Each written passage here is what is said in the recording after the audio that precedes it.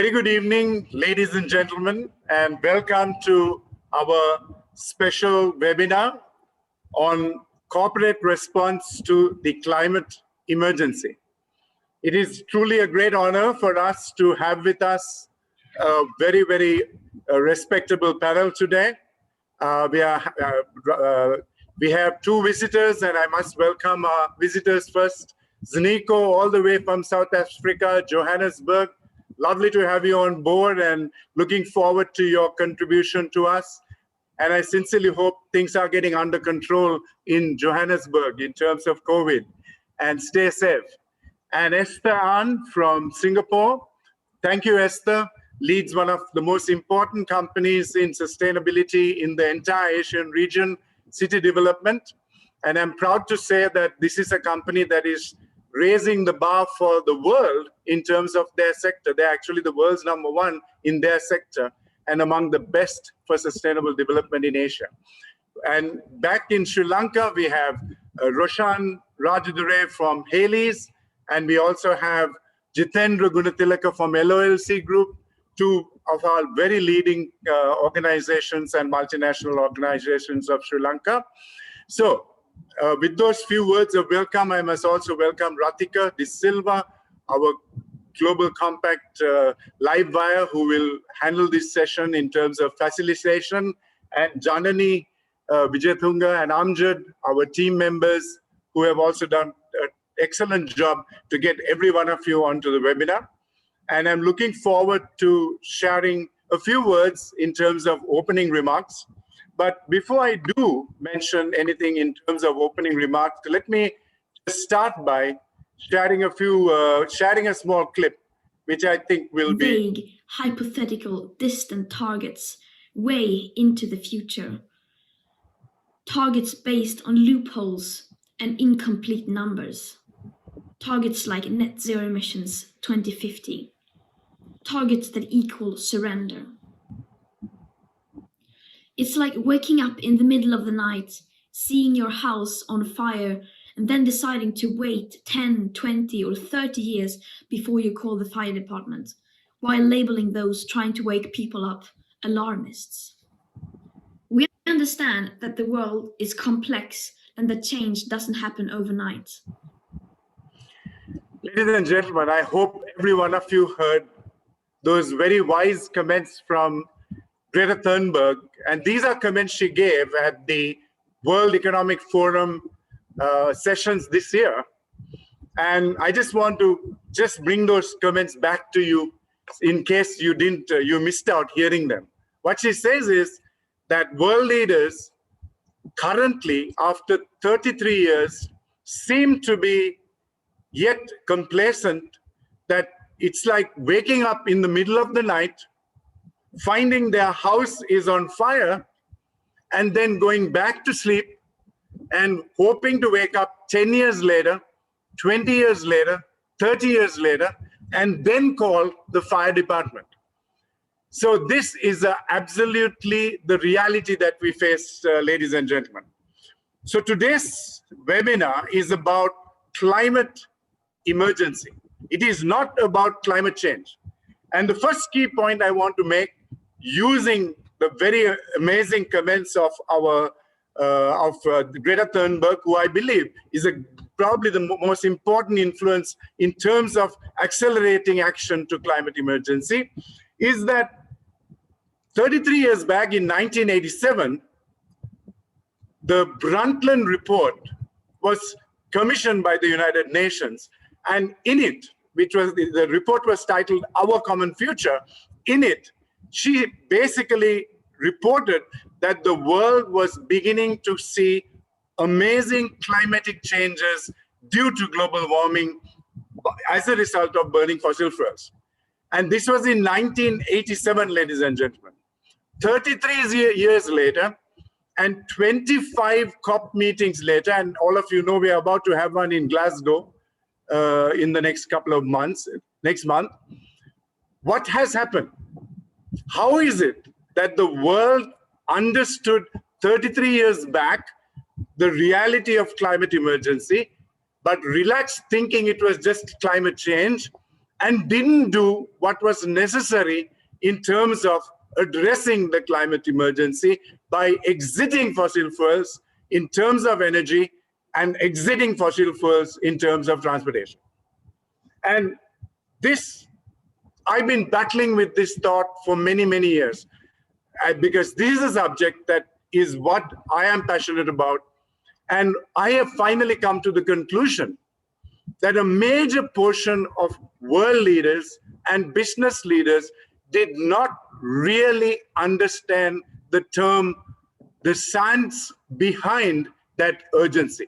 Because had they understood the science behind why we now call it an urgency, they would not be wanting to wake up in the middle of the night, going back to sleep, and talking of commitments 10 years from now, 20 years from now, and 30 years from now. So Greta Thornberg is very clear. And one of the essentials of any leader in any business or any nation in the future is appreciating science base. Because if you don't understand the science behind why we are now facing a climate emergency, where the last 20 years have been the hottest years ever recorded on the planet, and we are seeing unbelievable extreme weather incidents. And by the way, extreme weather was the #1 global risk in the World Economic Forum Global Risk Report in 2020, and is once again the #1 risk in the 2021 report. So we have a climate emergency, but somehow or another, leaders haven't addressed it and haven't engaged with it with any emergency or urgency. And I believe one of the reasons for that is the lack of awareness of the entire science behind it. So I want to, as we get into our sessions, leave every one of you with 3 important questions for you to grapple with, even as you listen to every one of our panelists. The first one is, have you woken up to the climate emergency? And are you totally aware that we are facing a climate emergency of unbelievable catastrophic proportions? And what are you doing about it? Have you woken up to the climate emergency? Or do you think it's just another one of those things that I needn't take seriously? If you have woken up to the climate emergency, and if you understand the climate emergency and what a crisis we are faced with, then my next question is, what have you done in your company as a leader who understands and understood the climate emergency to respond to it with urgency? Have you begun to get to zero in terms of your climate, your carbon emissions that are coming from fossil fuel use? Have you started addressing the fossil fuel-led transportation issues of your company? If you have, with what urgency are you leading them? And that, to me, is a crucial answer I want you to think about as this whole session unfolds. My last point to every one of you, ladies and gentlemen, is that if you have not woken up to the climate emergency, and you yet think we are in a climate change situation and are feeling passive about it, when do you hope to wake up to it? 10 years from now, when it's too late? 20 years from now, when some of us and a lot of us might not be there? Or 30 years from now, when some companies are actually talking of commitments that are beyond 2030 and 2040 and 2050, where it is insignificant what you do after that. So, ladies and gentlemen, the climate emergency is with us. The planet is warming like never before. What are you doing as a leader to address the climate emergency in your company? That is the key question that I want to leave you with. And with those few words of welcome to everyone who is logged in today, I want to hand this back to Ratika De Silva, our network head, to take the sessions forward from there. Ratika, over to you. Thank you, Ravi, for your comments. I'm Ratika De Silva, the Executive Director for Global Compact Network Sri Lanka, and I'll be your moderator, as Ravi explained, for this session today. I must say I'm honored to be here with an esteemed panel of experts joining us from South Africa, Singapore, and Sri Lanka, who are actually practitioners on this topic today. Many of you in the audience, I know, are also practitioners, and we welcome you. And we hope that this session will help you take back some very good learnings in acting on your areas of business, making sure that every sector in this country gradually moves towards SBT. As mentioned earlier, this session is a part of the Climate Emergency Task Force initiative of UN Global Compact Network Sri Lanka.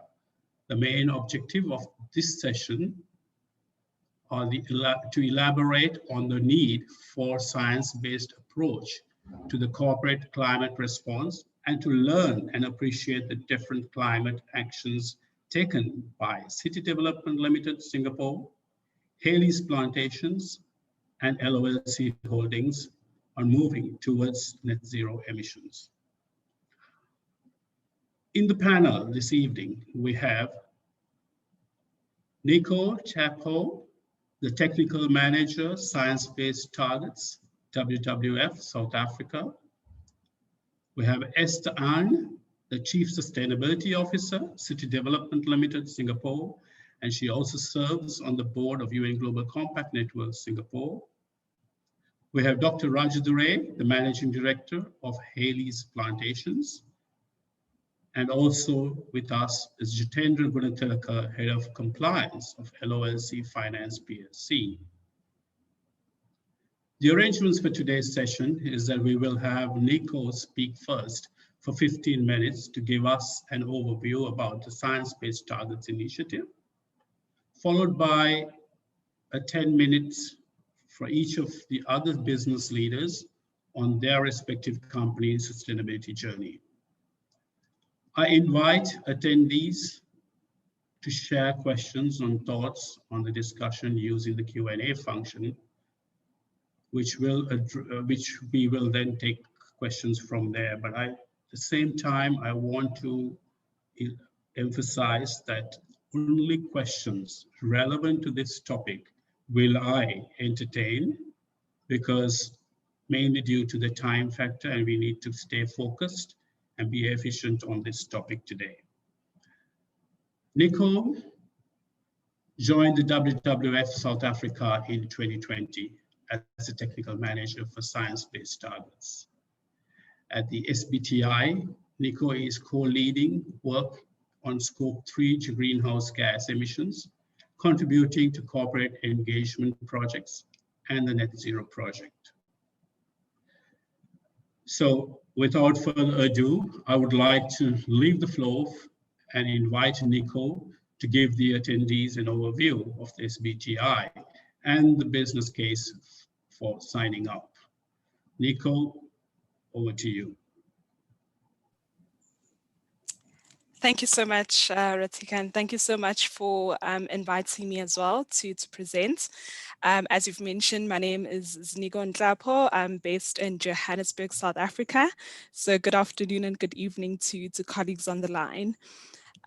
So I'll just do a general overview of the Science-Based Target Initiative, how it came about, and really some of the guiding principles of the initiative. And specifically in terms of what I'll be talking about today, we'll touch on some of the climate science, specifically around well below 2 degrees and 1.5C and what that actually means for companies. We'll then touch on what are science-based targets. We'll delve into some of the business case or developing a business case to join the initiative and set a science-based target. And also I'll talk you through how companies are able to join the Science-Based Target Initiative.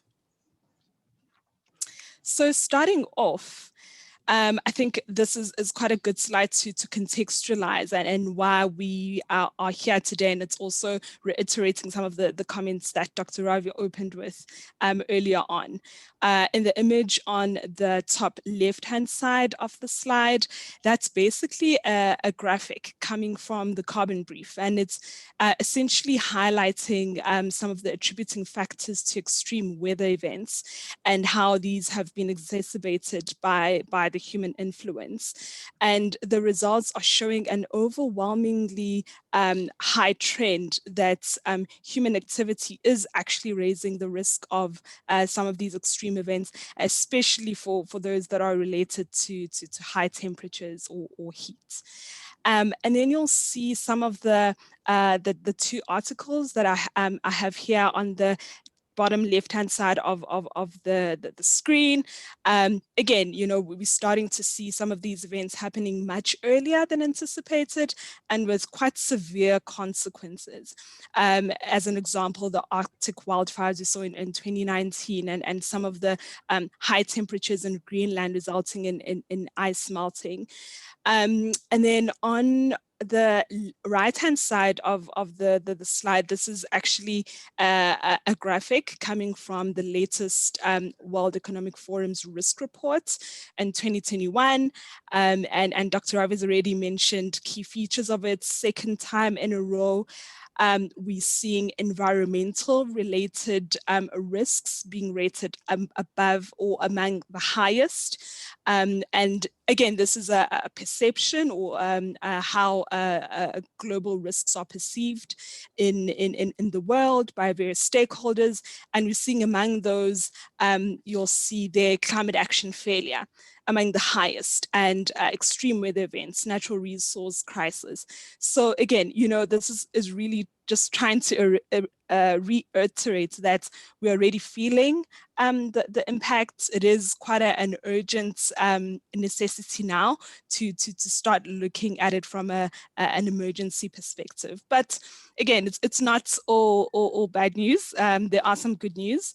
So we had the Paris Agreement in 2015, which, you know, kind of put in very kind of good objectives to align the world with an economy that's well below 2 degrees Celsius and moving more towards a 1.5 degrees Celsius future.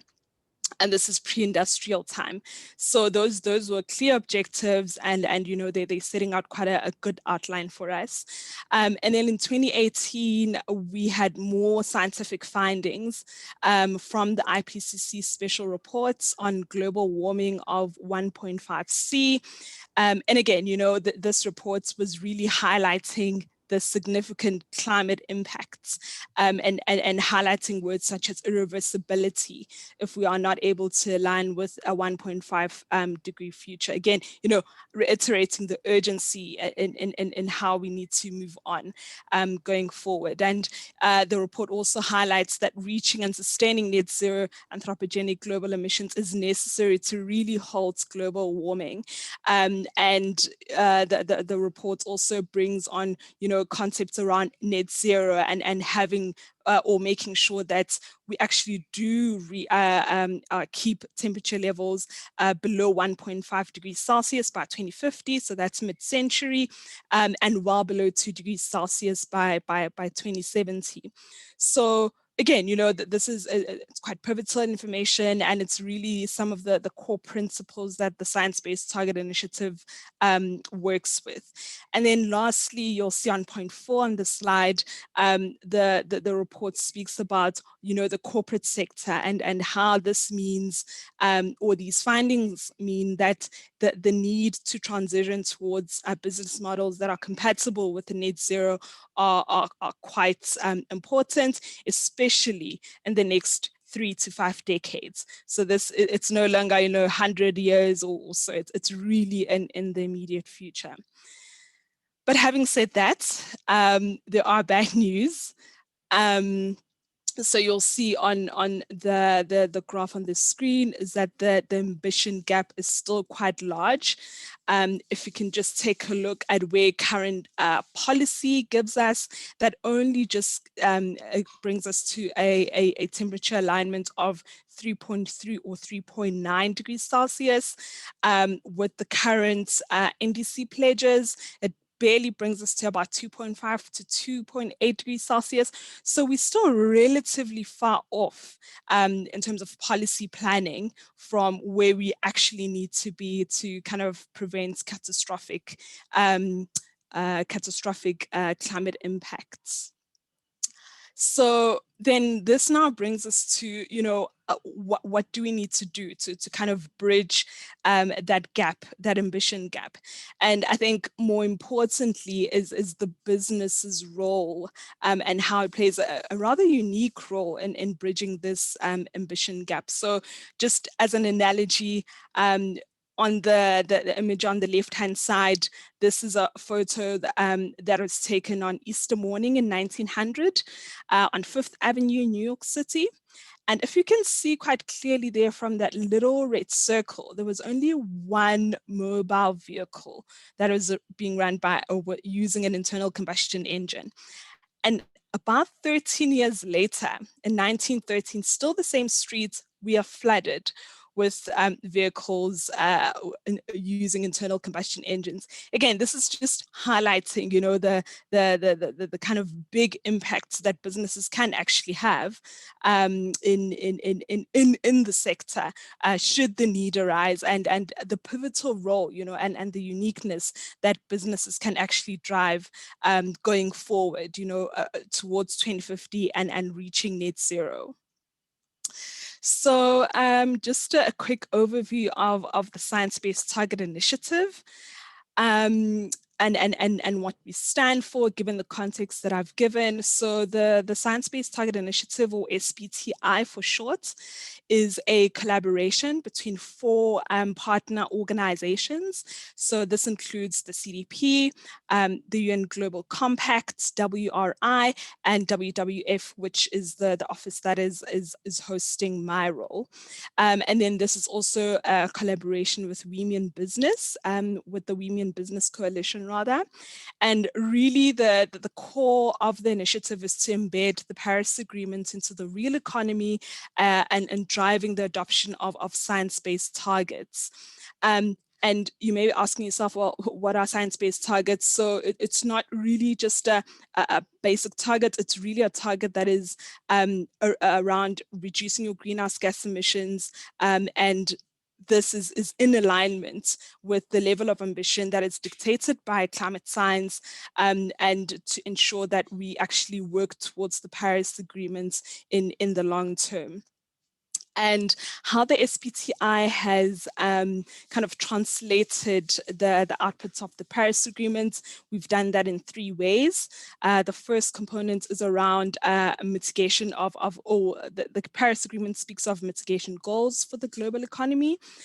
We at the SBTI speak of targets that are company specific, that would cover specific areas of your value chain that are applicable.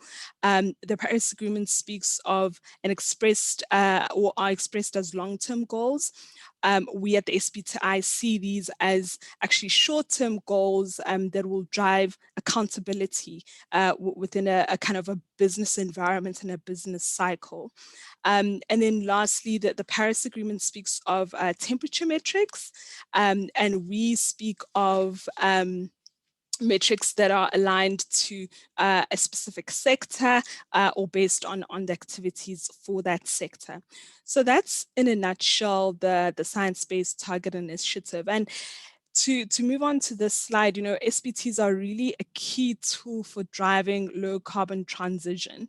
We saw on the previous slide, I spoke about the long-term goal, highlighted by the Paris Agreement, and that's really our North Star.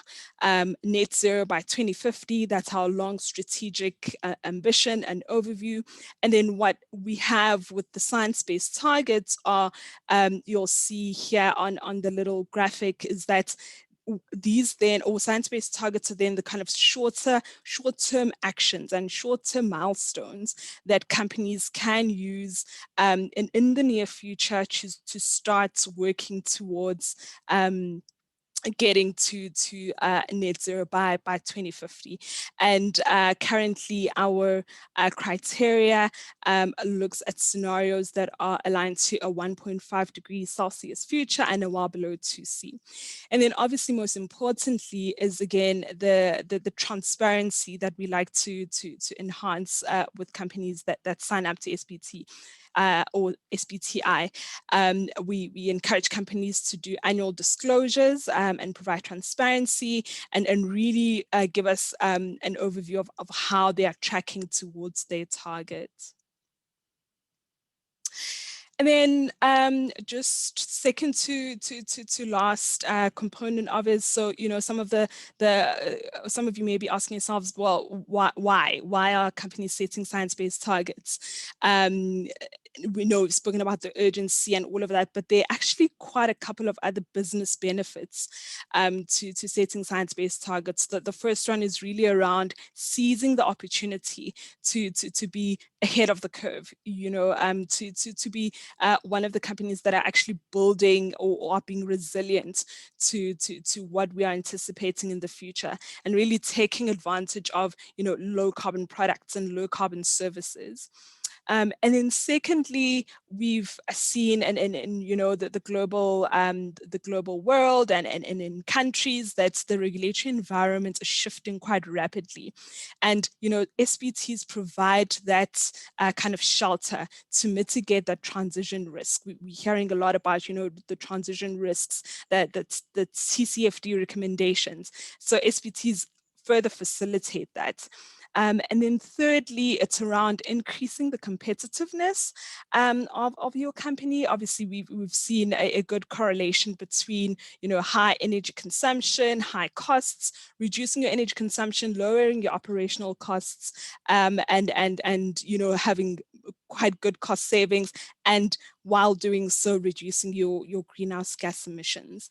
And then lastly, which again speaks to the first slide that I presented with the World Economic Forum perception reports, is that it's really a way to address some of those growing stakeholder expectations to really show that your business is going to be resilient in the long term and going to be sustainable. And what we also did do a couple of years ago is just do a quick survey with the companies that have joined the initiative, just to further understand what have been the benefits. And these are just some of the key highlights that we got. Companies have gained competitive advantage. You know, SBTs are driving innovation to think out of the box.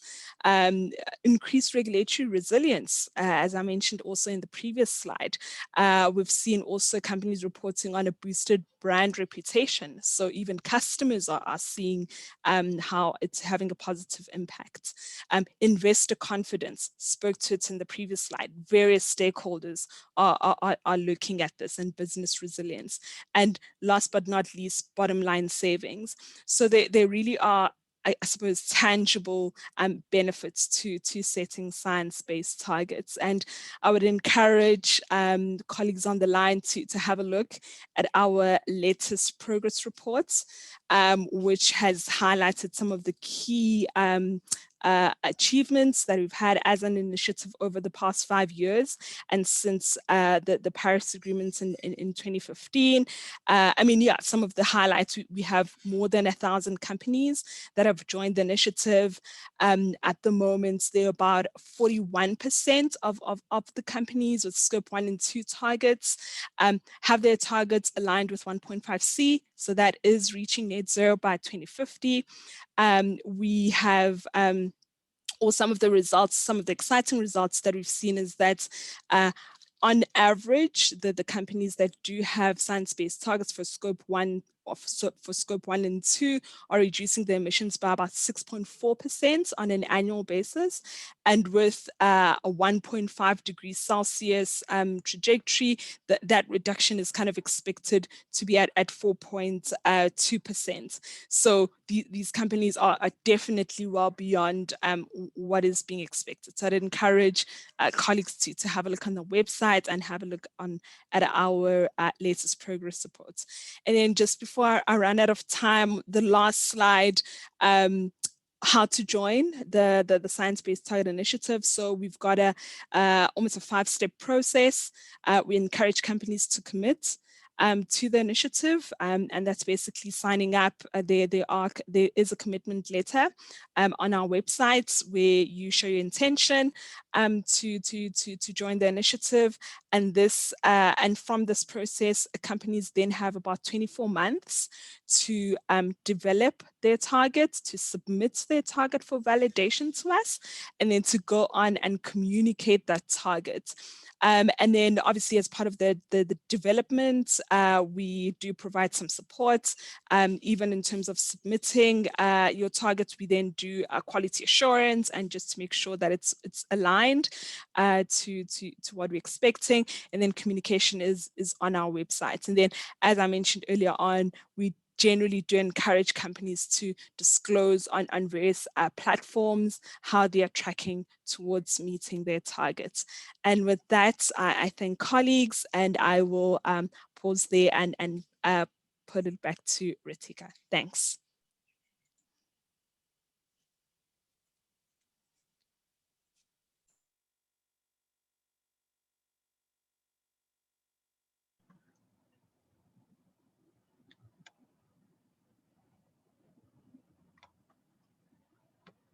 Thank you, Nico. That was certainly some very good insight on science-based targets.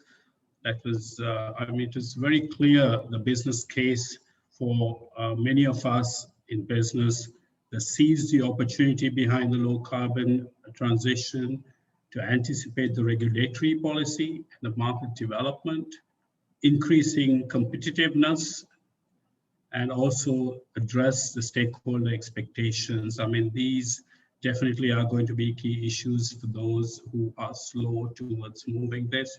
But as we know, we also highlighted about the process towards science-based targets certainly leads to a lot of innovation as well. And I must say that it is quite impressive to see that nearly 1,000 companies have taken action, with over 380 who have really committed to the business ambition for 1.5 centigrade. I think in the next 5 years, you would possibly see this, if not doubling, maybe tripling. So now we move to the next stage of our sessions, involving our business leaders, presenters here in the panel. To begin with, I would like to invite Esther Ahn. Esther Ahn is an active advocate for green building and sustainability for over 2 decades. Esther has been instrumental in establishing CDL's leadership in sustainability. It is ranked the top real estate company on the 2020 Global 100 Most Sustainable Corporations in the world, and is also the only CDP A-list company for climate strategy and water security in Southeast Asia.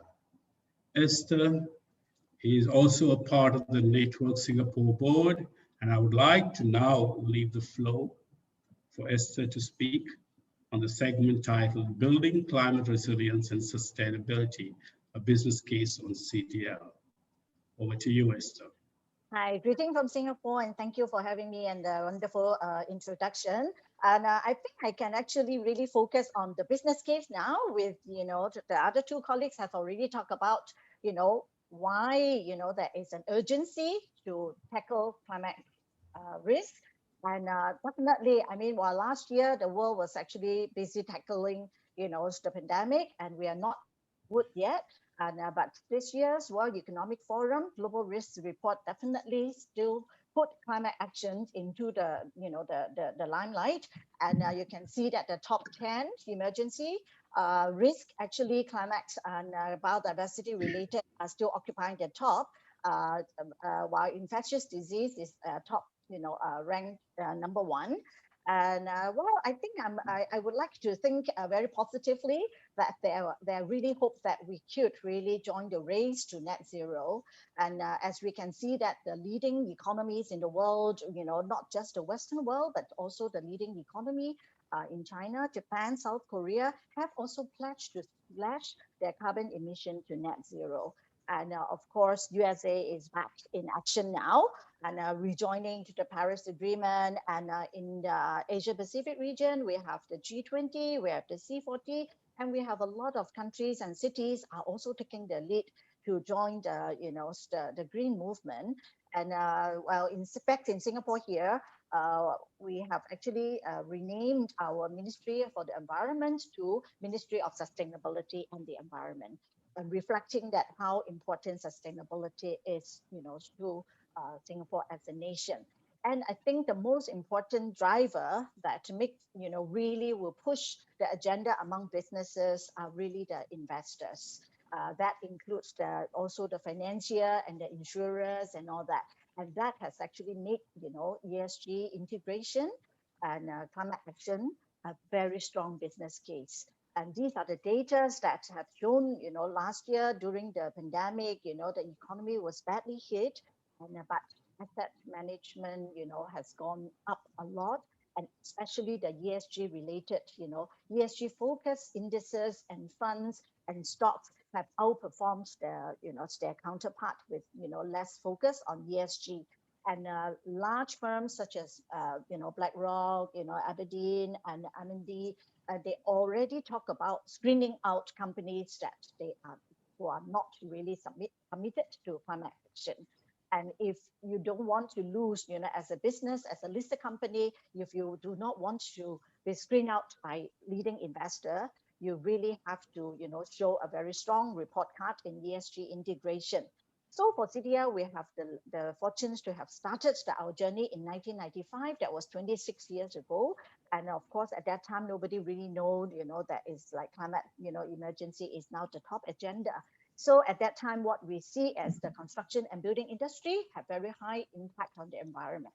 And what we need to do is, as a global player, we have to, adopt best practices. So in summary, our ESG strategy can be, summarized into 4 pillars. That is integration, innovation and adaptation, investment, and last but not least, impact. Integration means that ESG and climate action cannot be, implemented in silos. It has to be implemented, integrated into the overall business strategy. It has to be integrated into every level of the business operation. And from the board to the top management, to the frontline staff, to even our whole value chain, it has to be integrated into the business. And we can't just move the needle without technology and innovation. So risk mitigation is not sufficient today. It has to be adaptation. We have to look at technologies to accelerate green building movement. Investment is important. You put money where money where your mouth is, and you also have to tap into the fast-growing ESG investing and sustainable finance to accelerate action. And last but not least, you have to also disclose impact and also look at area that you need improvement.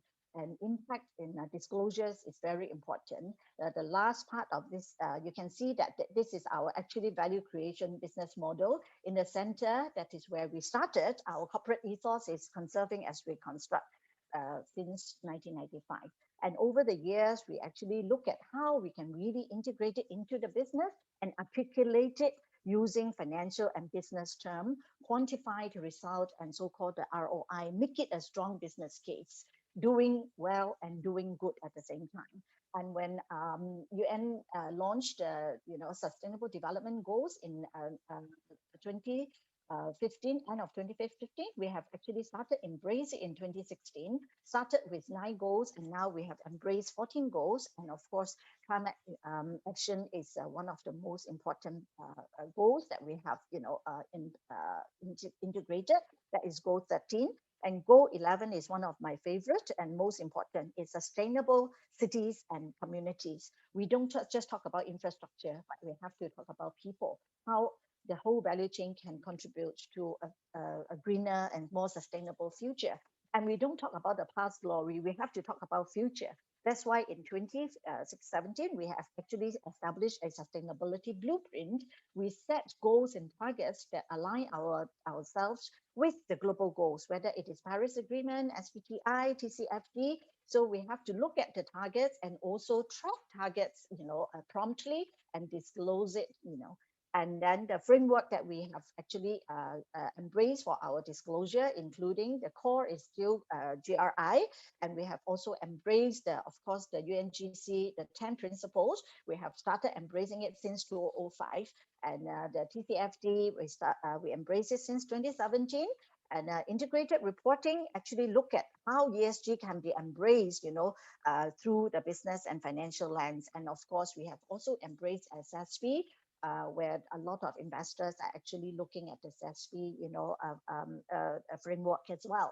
So this is actually on the left are the global goals that you are very familiar with, and such as the Paris Agreement. And in 2019, actually, we joined the first batch of 57 company at the UN Global Compact, the Climate Summit. So we actually pledged to support the 1.5 degree business ambition. And with that, actually, it is very aligned with SBTI. In SBTI, we have actually committed to and successfully set SBTI validated target in 2018. And at that time, it was still based on 2-degree warmer scenario. And in the end of 2018, IPCC actually launched reports that advocating that 2 degree may not be sufficient. The world have to look at keeping, global warming to below 1.5 degree. And that is when we are due to adjust our SBTI validated target by later part of this year, and to align with 1.5 degree, and it will be even more challenging. And that is how we have to really join the race to net zero, and that is how urgent, action, is needed from political leader, business leader, and also individual. TCFD actually is a task force for climate-related financial disclosure. Whatever happened for the environment and the climate threat, there is an impact on the financials.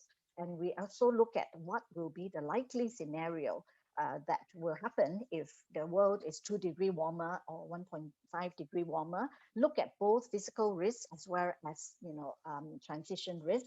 That is like with more higher carbon tax or more stringent regulation. What will be the likely threats to the business, and what will be the likely financial impact, especially? And advancing net zero is almost you can see it, hear it every day. And we are a developer. We are a global, with global presence of 29 countries and regions. We build home, we build commercial property. We are also one of the major landlords in Singapore, and we have a footprint of 150 hotels worldwide. So we know that we have high carbon footprint in the world, but we also know that we are also in the position to drive change. And that was also why just last week we actually pledged our support to World GPCs, World Green Building Council, the net zero agenda.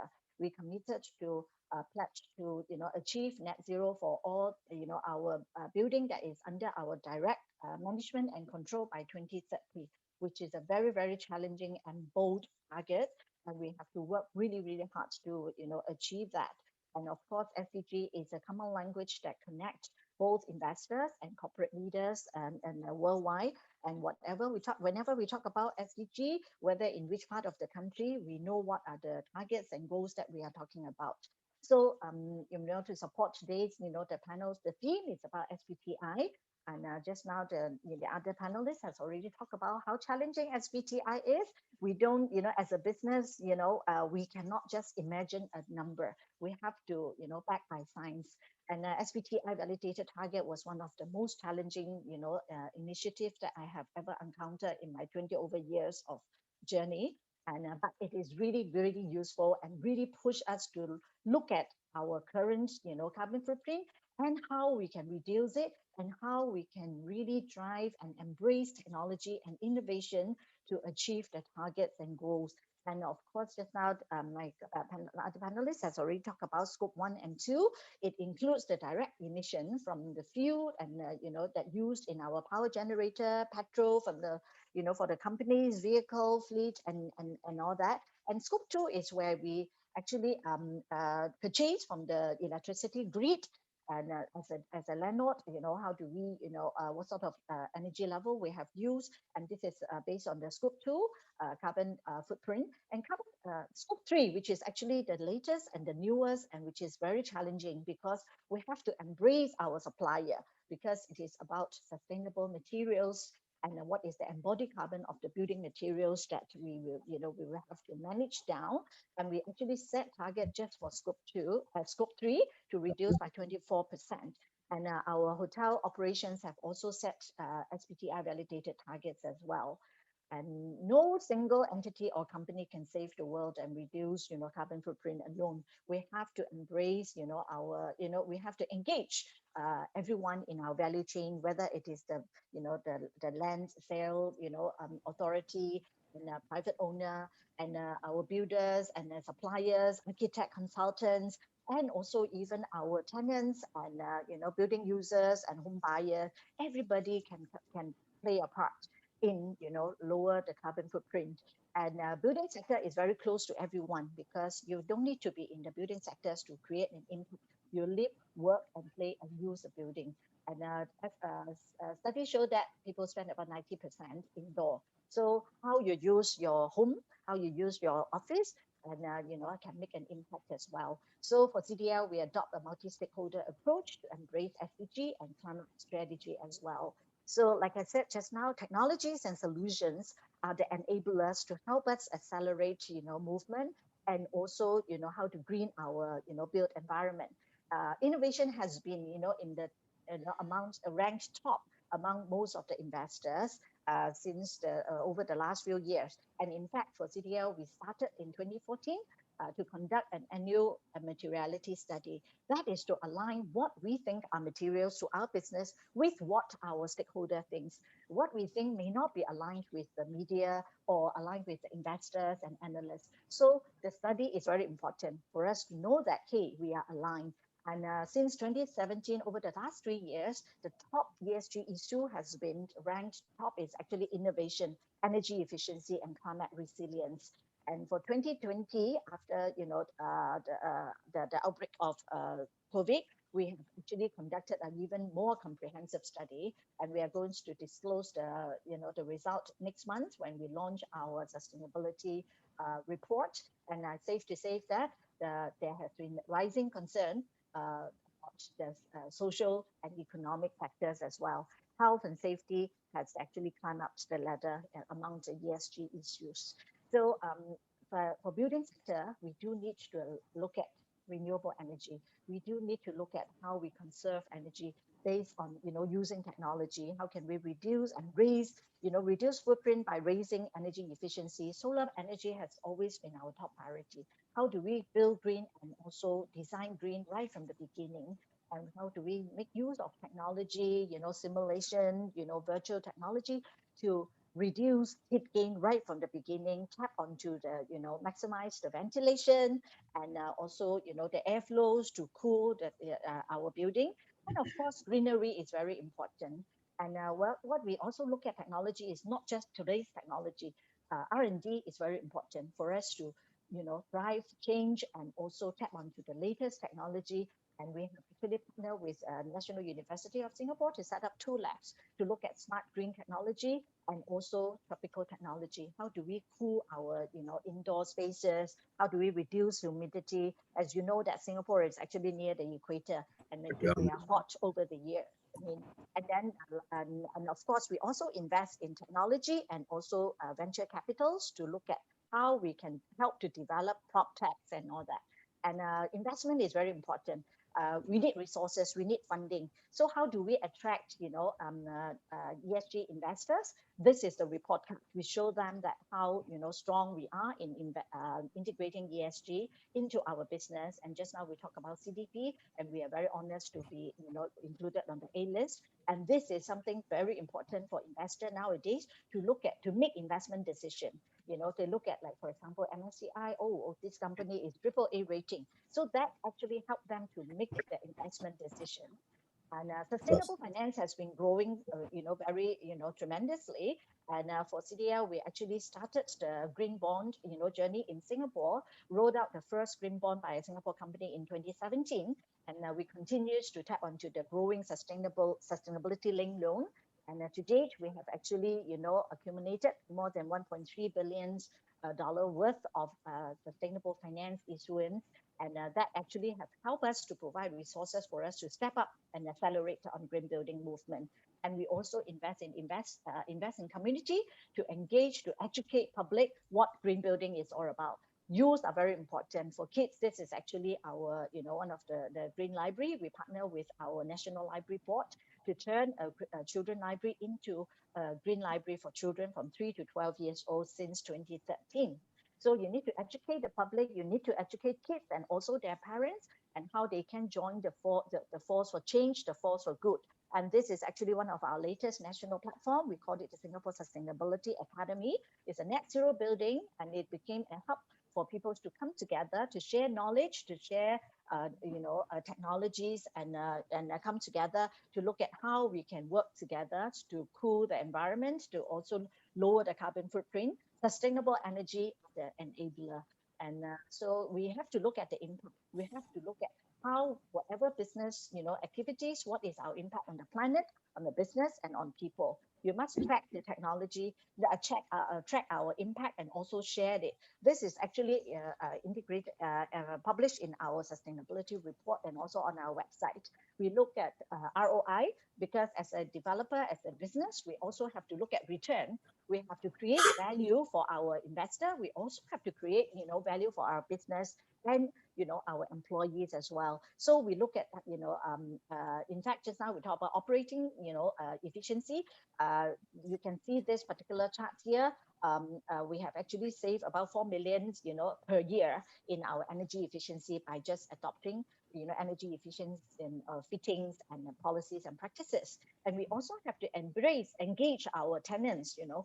Since 2017, we have actually achieved 100% tenant participation into our green lease. So to adopt green and sustainable practices in the use of our, the lease spaces.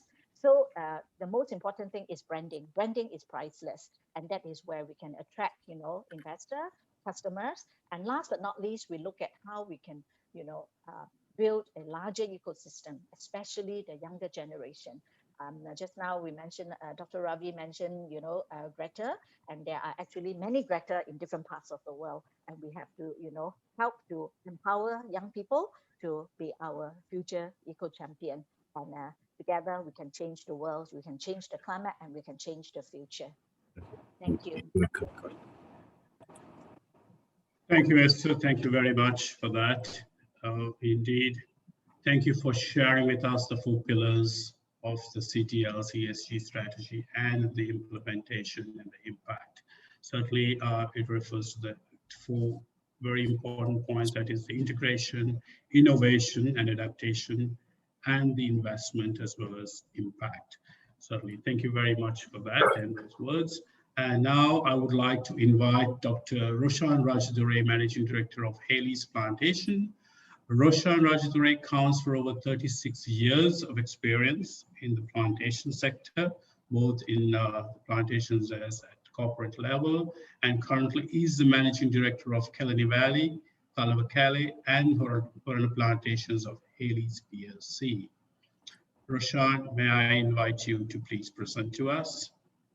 Thank you, Radhika. Good evening to all of you joining across the seas, the global audience. Because of the brevity of time, I'm going to be very brief and succinct and be very sector specific. Just to give a very quick introduction to Sri Lanka, which is a very small island located close to the equator in the Bay of Bengal, just below the mass of the Indian subcontinent. Now, this particular location, where weather conditions change with regular frequency, coupled with the presence of a range of mountains in the central hills, perpendicular to the monsoon winds, all singularly, and in combination has a significant impact on climate emergencies in Sri Lanka. The tea sector, where I'm involved with, hosts about 1 million people in large estates and about 1.2 million people in the tea small holdings, totaling to about 2.2 million people who are dependent on this tea industry. That is close to about 10% of our national population. Now, tea is a rain-fed vegetative crop, and any slight variation in temperature, in rainfall, in relative humidity, or in solar radiation has a very significant and a noticeable impact on crop growth, production, and quality. This, in turn, by extension, has a direct impact on the earnings of workers and revenue generations for the industry, which affects the quality of life and the quality of work life to those employed. So quickly starting about our company, as mentioned earlier, I represent 3 RPCs, and we cultivate 26,000 odd hectares of tea, rubber, coconut, cinnamon, fuel, timber, and other export agriculture crops. We have a resident population of close to 132,000 workers, with 22,000 registered workers working in 60 plantations with fig tree factories spread from the sea level to the highest mountain range in Sri Lanka. We produce about 5% of our national production. The unique positioning that we have is that our 3 companies have been ranked number 1, 2, and 3 in terms of quality for the last 5 years consecutively. And we are the first plantation company in the world and the first Sri Lankan company to join the SBTi in July 2019. In terms of interface with our business operations, GHG emissions and energy usage and revenue generations form a very significant pillars in our operation. Actually, in terms of GHG emission, we have recovered 61%. And in terms of energy usage, almost 2/3 of the energy used has been recovered through our interventions. And we invest almost 2.1% in terms of climate mitigating actions. And in our strategy, our approach has been, which is quite prominent in terms of profit, planet, and the people. Profit, we understand, is a means by which we can improve the quality of life and quality of work life of our people. And in obtaining that profit, we are deeply conscious of our impact and the environmental footprint of in all our business operations. In terms of people, we are very particular that we enhance their intrinsic value and we make opportunities for their quality of life to be improved. In terms of climate change, we have significant challenges, as mentioned earlier, in terms of rainfall, temperature, and ambient carbon dioxide, all of which have significant effects on our productivity.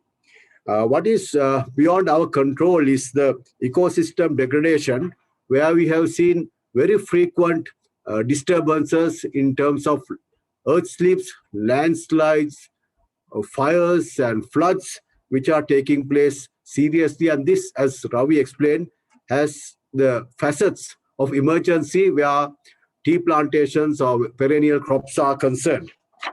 In terms of our action strategies, we have concentrated on 3 pillars, that is adaptation, mitigation, and creating value. I think time does not permit me to go into details, but in terms of strategies, we have managerial, agronomical, agricultural, and biological strategies in terms of mitigation, adaptation in managing a perennial plantation crop. And in terms of creating value, we always look for low carbon business model. A case in point is that we have started drying our specialty tea using the solar energy, thereby precluding the use of any solid fuel or liquid fuel. What I'm going to now discuss is the climate emergency actions that we have adopted in the plantation sector. Although this is specific to Hayleys, I can speak with confidence that the plantation sector in Sri Lanka in general is adopting all these things. I think adaptation, mitigation measures are quite common, and I'm sure the audience will have an understanding. What I want to go is to the science-based targets. Now, over time, or by 2030, we have committed to reducing the scope 1 and 2 GHG emissions by 50% and scope 3 GHG emissions by 30%. Now, this journey we have started about a year back, and our commitment and our involvement in this is total. All our estates, we have taken measures and steps to see that these interventions create some sort of value. And we have engaged many stakeholders. Just to pictorially depict, one of the key interventions that we have done in terms of reducing GHG emissions is to partner with Rotary International worldwide, and we have started planting 1 million trees per year in our high-grown elevations, which is a repository of all water resources, and that originating from the hill country, flowing down to the low country, which is the basis of our riverine culture, rivers and lakes. And then we have engaged the school children from the cities and taken them to estates and started getting them involved in planting orchards. As you can see, all our factories by this year will be moving on to solar energy. And we are going away from this monocropping culture into a multi-cropping culture where we have diversified into many non-traditional crops. And of course, in our line of business, soil and water conservation and ecological conservation is essential. It's inherent that we do that. Otherwise, we cannot survive, tea being a vegetative crop. So these are some of the interventions, and I'm going to be very brief because I'm sure I'm going to have some questions during the question time. And in doing so, we have conformed to the globally accepted certifications in terms of Rainforest Alliance, Forest Stewardship certifications, and all the ISO standards. And we have been recognized along with other plantation companies with many awards to reward the commitment and the involvement of the plantation sector in these activities. Particularly, I want to mention in Sri Lanka, the Hayleys Plantations have won the Presidential Environmental Awards, and Holba's Sustainability Reporting Awards is a global award. And we are pleased to mention that we have been the multiple winners of the Asia Sustainability Reporting Awards, which has been held in Singapore. And we have won Sustainability Reporting, Energy Efficiency Competitions, National Cleaner Production Awards, and Green World Awards. So these just evidence and a manifestation of our commitment. And as I mentioned earlier, I have to speak on behalf of all the plantation companies in Sri Lanka who are in general committed to the climate emergency mitigation and adaptation procedures. And we look forward to carrying on these activities towards ensuring that we do not face a climate emergency, because more than any other sector involved today, I think the plantation sector, with its dependence on the climate and the ecosystem around us, I think it is imperative that we preserve the pristine and the inherent balance of nature in our businesses. So that is all my brief presentation, and I look forward to any questions to clarify what I have discussed. Thank you very much.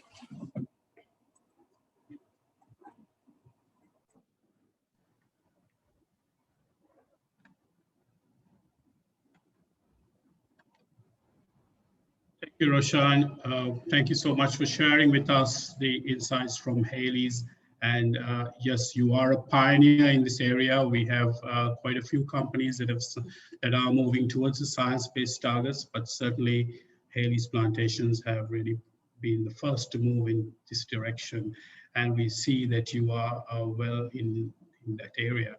We're also happy to hear that you have submitted your targets. That's like a very important stage of the SBT, if you know.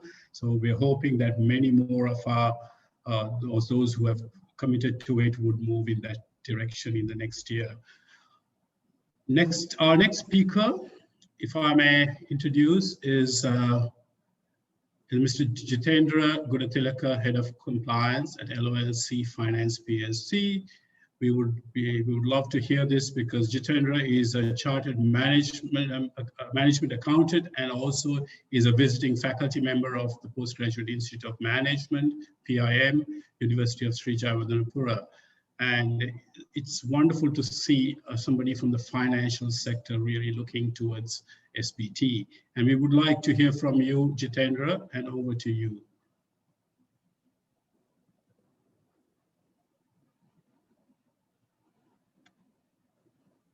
Thank you very much, Rakita, for that generous introduction. And let me give you a very brief introduction to what our company, LOLC Group in general. It's a 40-year-old company. And presently, right now, we are present in Sri Lanka in a big way. Most of you all in Sri Lanka would have heard about LOLC's rise as the most valuable company in the Sri Lanka Colombo Stock Exchange. And we are present in 11 countries globally. And that's the strength of our group. And thank you very much for the opportunity given to portray our contribution for this very valuable and timely effort.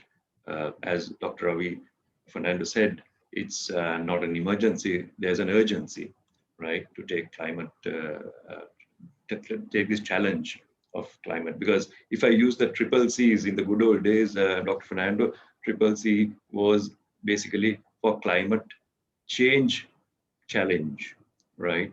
But now it had evolved into a climate crisis challenge. And as you very aptly said, the emergency is more of an urgency in the present situation, right? So therefore, our group, which firmly believes, Rakita, in the principles, the triple bottom line or the three Ps, right?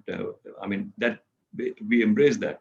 And we firmly believe if we look after the planet, the ecosystem, the environment, and if we look after the people, starting from our employees, the staff, then to the community, definitely the third P, profits will accrue, right? So that's had been a sort of a mantra in our business ethic, the culture, the models that we, the business model that we, our group and our company, the LOLC Finance Company, have been promoting. So this has evolved into the present state of successful state of the company. And if I may take you through the renewable energy and environmentally friendly initiatives that a financial conglomerate had done, right? Not a plantation company as such, but a financial conglomerate. We are into several environmentally friendly initiatives to essentially to reduce the carbon footprint. And then solar farms, solar rooftop installations, then conversion of agro waste into electricity at our sugarcane plantations in our group, right? And setting up sustainable forestry, which I will give you more details in a couple of minutes. And the group has invested right now almost 3.5 billion in these projects over the past few years. We generate 14 megawatts of electricity production at two principal sites and one site basically widespread across the island. And inventory of forestry crops, as I said before, sustainable forestry is something which we are now cultivating.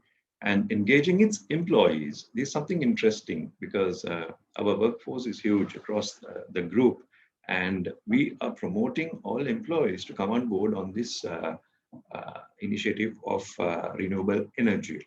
Right? And group's active renewable energy projects, friends, are one at Hambantota and another one at Galloya, and those the previous two generating almost 12 megawatts. And 2 megawatts across the island through company premises, where the rooftop installations plus the employees, right? And this generates 1.5 million units monthly, and whereas the consumption is around 2 million. So therefore, we are right now on the threshold of a 75% self-sufficiency with regard to electricity generation, renewable energy. And then group sites across rooftops, solar, the agri-waste projects. And we are currently working on a 16.5 megawatt generating projects, right? And which are due to reap the benefits in years 2021 to 2022. 3 million units of electricity will be generated from these initiatives, right? So therefore, the projection is that we will definitely cross the 100% and reach 150% generation against our consumption by 2022. Sustainable forestry inventory of nearly 350,000 forest trees, and the fields are replanted with sustainable crops, and the logging of trees for consumption in a sustainable fashion, and again reforestation of those fields, right? So therefore, employee engagement is something unique in ourselves, because we fund, we help, we give guarantees for employees to set up their own solar rooftop domestic installations. So therefore, again, it's a sustainable thing. We're going up to the employees, so therefore it gets trickled down through the staff as well, and then to the community, and the low-cost funding arrangements are there. So that's it, Rakita, our group's LOLC and the LOLC finance initiatives. And over to you.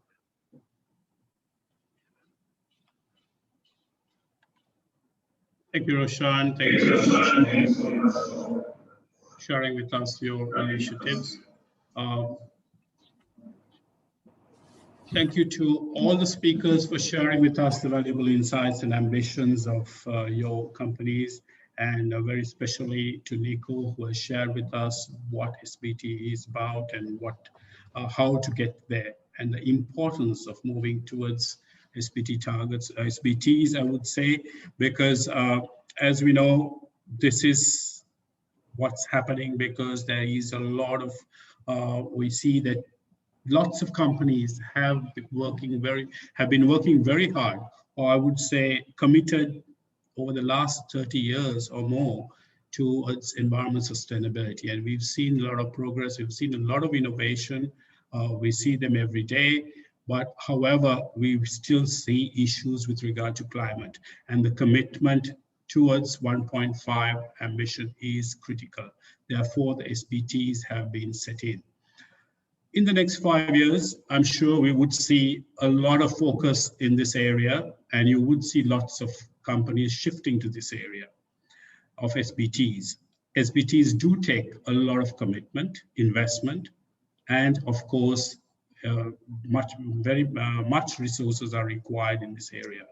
However, for companies that do not make progress towards the SBTs, I feel they're going to get left behind in those specific industry sectors. They're going to feel the peer pressure. They're going to feel the stakeholder pressure. They're going to feel a lot of pressure towards it. So for those who moved before, as you know, it would take a lot to understand and to convince the board of directors and the top management to move towards SBTs. However, maybe as you go along, there will be a lot more visibility towards this shift, and there will be those CEOs and the companies that would want to make that shift to join the force. However, I urge you, as those who are, many of you are the ones who are setting standards in your countries and corporate sustainability. SBT is yet another option. It is voluntary. However, in time to come, it may not be an option. You will have to move towards this. So it might be good to start this discussion now at the senior management level, so that in time to come, you would be able to make that shift towards in the right direction. So with this, I would like to say it is our time now to start the Q&A session. And thank all you speakers for this, for sharing with us your insights and ambitions. And let us, without any further ado, move to questions and answers. And I think I've seen that many of them have already been responded to by the speakers. And certainly I will be just looking for what has yet to be discussed. But may I ask if any of the speakers would like to voice or discuss any of the questions you have already responded to? I would appreciate if you would like to do that. Nico, is there anything that you would like to elaborate on? Because I see you have answered a couple of questions already on the Q&A, and maybe you would like to elaborate on one or two of these. Yes, thank you so much, and not a problem, definitely. And thanks so much to the questions that we've been receiving. I think maybe I'd like to just touch on, I think it was a question from Kavindu. Sorry if I'm mispronouncing your name.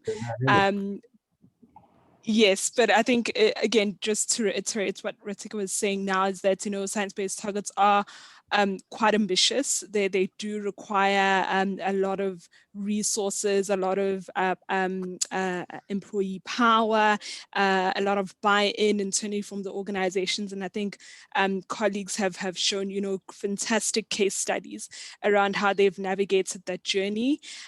So I think, these are like almost short-term hurdles that you kind of have to go over. But I think in terms of the benefits that you get from setting science-based targets, they almost far outweigh the challenges that you may encounter in the short term. And yeah, I think, again, to reiterate, the colleagues on the line have shared, fantastic case studies. We also have more case studies on our website that I would encourage you to go and have a look at, and again, learn from peers and learn and see what colleagues are doing. And also, if you are able to, please do try and sign up to our newsletter, because we do share some of the new materials that we'll be releasing at the moment. We are working on a supply engagement toolkit of some sorts that would, again, support companies that have, especially I think the scope 3 targets, which Esther mentioned earlier on, that are quite challenging to navigate. We're hoping to create a resource that companies can leverage off and try and navigate that challenging journey of setting targets, and especially the implementation phase. So yeah, I think that's the one comment. And then I think that the other one was around the World Economic Forum reports from RISNI. Yeah, I've already kind of responded to that in the Q&A, but again, just to reiterate, that's the graphic that we showed was more of a perception overview of global risks.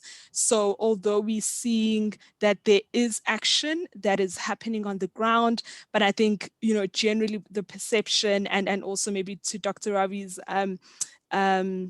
video earlier on is that we're just not moving quick enough. I think that's the message here. We need to move with a bit more urgency, and that's why we'll see these kind of environmentally linked risks topping the charts over the next couple of years, just because it's still generally a genuine risk that we are facing. Thanks so much, Ritik. I think I'll leave it there. Nico. Thank you. There is a question to Dr. Rajesh Ray. That's from Kanishka Gunasekara. Can you please elaborate a little on how Hayleys went about scoping your scope 1, 2, and 3 emissions, and how you placed the reduction targets for each? Right. Thank you very much for the question. As I explained earlier, we are having a total systems approach. I don't know whether the audience is fully aware that in our line of operations, more than any other industry in Sri Lanka or abroad, climate plays a significantly critical role in terms of the business and in terms of the people engaged in the business, because ours is a very, very labor-intensive operation. For each hectare of tea, there is about 2.5 workers engaged and attached lifetime. So our primary concern is to ensure continuous, sustainable, equitable livelihoods through managing a business operation that is sustainable and profitable. So how we approached this was, we had, as I mentioned, managerial, agronomic, agricultural, and biological strategies. So we realized that some of the operations, age-old operations that we continue to do, has a significant impact on, as Dr. Ravi said, on climate emergency situation. For example, a classic case is, we are aware that we have to use fertilizer. It's essential for commercial planting, but we have taken conscious steps to reduce the fertilizer usage by timely application, by timing, duration, and in terms of enhancing soil and moisture availability and improving fertilizer efficiency. I am not saying that we did away with fertilizer, because it's implicit that we use fertilizer. So we find mitigating and adapting tactics in terms of using fuel wood. Now everybody is aware that we need fuel wood to fire dry RT. In the past, we used liquid fuel. Now we moved to using our own rubber fuel wood. Hayleys has rubber plantations, and we are not sourcing fuel wood from outside.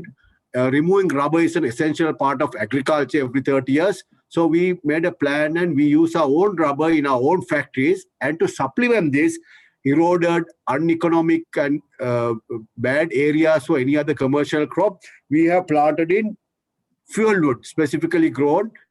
And now we have gone in for organic agriculture. In terms of rubber, we are one of the companies that have almost 800 to 1,000 hectares of organic rubber. So I am not saying that the whole thing is organic or we are doing away with fertilizer.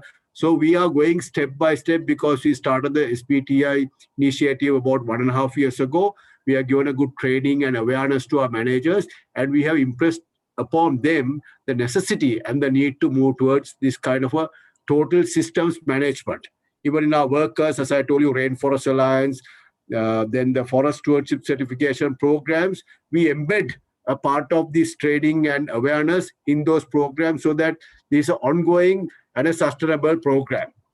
So there are many initiatives we have undertaken. Time is short in terms of land selection, cultivar selection, composting, adding compost, forking, draining. Those are standard agriculture practices, but with a view to enhancing the resilience and the adaptability and mitigation for climate emergencies. That is the key point that I want to highlight. Thank you, Dr. Rajendra. We have very little time, but I'm going to take up maybe a couple of more questions. And one of them that has come through the chat. What is the best coordination mechanism to promote SBTs, I would say, and sustainable financing, etc. In a country like Sri Lanka, should it cover multiple sectors or focus on a set of priority sectors where there are much potential? Any global examples of such coordination, facilitation systems?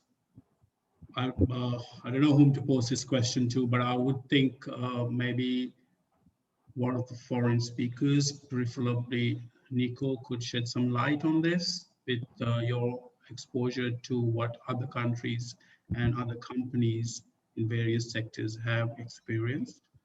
If you wish me to read the question again, please let me know. Yes, please. Sorry, I didn't quite get the question. Okay.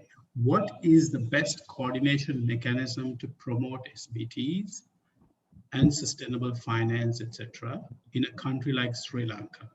Should it cover multiple sectors or focus on a set of priority sectors where there are much potential?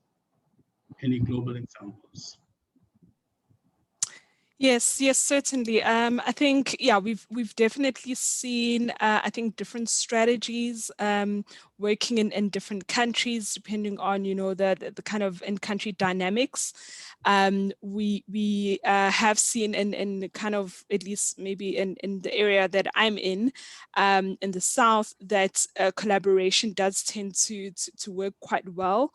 So having peers speaking about, similar challenges and how they're overcoming those, and various avenues that they're using to even source funds to support some of the initiatives, that has proven to be quite work quite well for certain areas. And then obviously there are kind of the areas where you find that just because of the maturity of the companies in the country, it makes more sense that some companies would just kind of sprint ahead just because they've got more resources and they're able to get more out of it. So I think it varies just depending on how the country dynamics are structured. But there are various, I think, industry associations. I'll maybe put them on the chat. that are not only kind of supporting companies with just general sustainability related aspects, but also, around climate change, greenhouse gas accounting, engaging with your suppliers, engaging with stakeholders, setting targets. I'll share a couple of those on the chat function, just so that you can have a look. And just to also reiterate, it's not that as SBTI we are condoning or promoting any of these, but it's just some of the examples that at least I've come across in the time that I've been with SBTI. Thanks. Thank you, Nico. Any comments from Esther as well on this? Yeah, I would say that actually, no, yeah, sorry. Yeah, okay. I think nobody should go alone. Okay. I think, when we put collaborative action together, you will amplify the action and all that. So that's, yeah, sorry. Can you hear me? Yeah, okay. Yeah, so what I would like to share that in Singapore, the government has been really promoting sustainable finance. It is actually an enabler. Yeah, I mean, without resources, without funding, it's very hard for us to talk about technology, innovations to, lower the carbon footprint. And the other one is like, you need resources, you also need the know-how, the how to do it, And of course, you can refer to, like what Nicole said, that we can actually, UN Global Compact is a very good, resource, and CDP. And even SBTI and WWF, actually, when I developed the SBTI, actually, we called the SBTI, secretariat quite a few times. And we really like go step by step and to do so. And Global Compact Network Singapore is very, very helpful. And UNGC Academy is really a good, resource for companies to learn how to integrate the 10 principles, how to embrace SDG. And of course, we can also refer to, some of the banks and international, financier, and that, to talk about sustainable finance. Yeah. Okay. Thank you, Esther. I will just take one more question before we close. Radhika, I have a comment to add to what was discussed very briefly. Yes. I think that's an excellent question as to how we can go forward. I'm looking at from a very narrow sectoral point of view. The tea industry in Sri Lanka is going through very challenging times for reasons beyond our control. And I think we are willing to step forward and partner people and give an opportunity. Maybe, for example, if companies overseas like in Singapore, whom they want to partner with us, and we can, for example, grow trees on their behalf so that we can work in partnership like what we do with the Rotary International. Because of some limitations in those countries, partners are sponsoring the greening of our central hills. So I think that is a good direction to go in terms of partnership. This forum is opening door for us and transfer of technology, because our limitation is resources in terms of finances. Maybe all the companies in Sri Lanka, the plantation companies in particular, would very much like to partner external organizations in promoting this climate emergency mitigating and adaptability activities. Yes, indeed. I think this is yet another discussion on resources and also threats on sustainable finance. As we know, all these topics, there's another initiative of UN Global Compact. We are driving sustainable finance as a separate topic. And certainly this would happen at a much higher level and possibly also at a regulatory level as well, because we would see a lot more focus towards sustainable finance over the next, possibly the next 5 years, with more and more companies looking at more green projects coming in, and sustainable finance would certainly be an option that they would be looking for. And already we have several green initiatives that have been implemented and many more that are in the pipeline. And there is pressure on the bank and the banking sector as well as the government sector to move towards green financing. Radhika, I think it's important to also understand what is happening with sustainable finance globally. So the European Investment Bank is the world's biggest multilateral lending institution. It's bigger than World Bank and IMF combined. this year, they committed to stopping all investment in fossil fuel projects in the world. And EIB now is in the front line of investing for such initiatives. In Sri Lanka, I'm aware of 2 organizations which are going to be launching special programs for enabling households to move into, and businesses, to move into renewable energy and moving into electric vehicles. And by February, March, they're going to launch these very low interest funding. So the whole concept of sustainable finance is now well entrenched with green bonds, which were launched in 2007. And now it's almost $650 million impact. So all these green funding stories are happening with the Green Climate Fund based in South Korea.